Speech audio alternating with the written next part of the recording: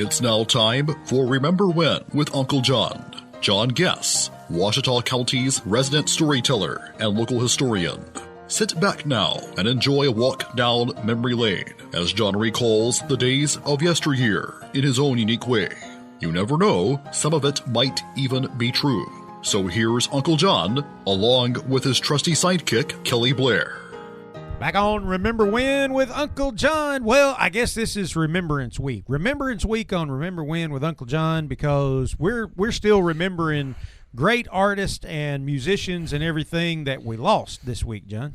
Well, you know, yesterday we talked about Gordon Lightfoot, and last week we also lost Tim Bachman. There you go. Bachman Turner Overdrive. Uh-huh. Now, they didn't have as long a career as Gordon Lightfoot did, but in the mid-'70s they were just as big. There you go. Three brothers.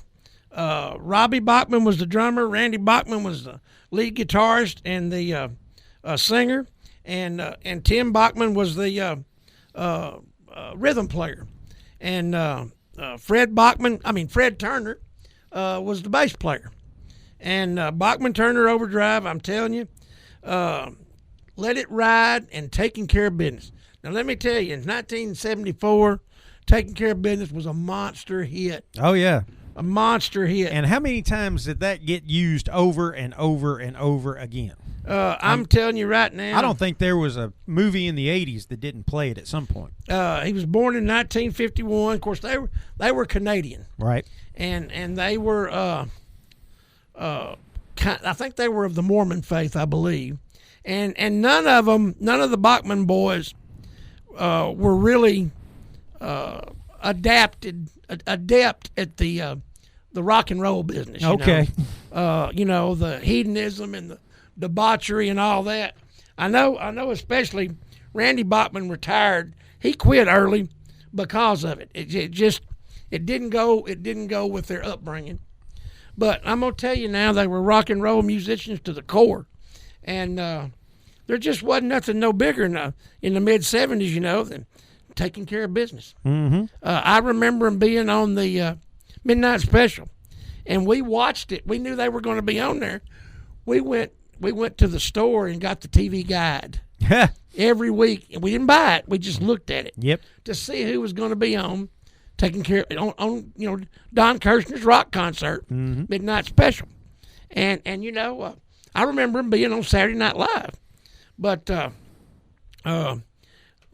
tremendous band, toured big, great musicians, but not exactly in the realm of a Aerosmith or a Motley Crue. You know, well, I mean, like you said, they didn't the hedonism and the, you know, the drug, sex, and rock and roll didn't really fit there. They just didn't go out and live like rock stars. No, they didn't. They could be didn't. rock stars. They could play rock stars, but they didn't go out and live like rock stars. You know, they all kind of left and came back intermittently, and they feuded a lot.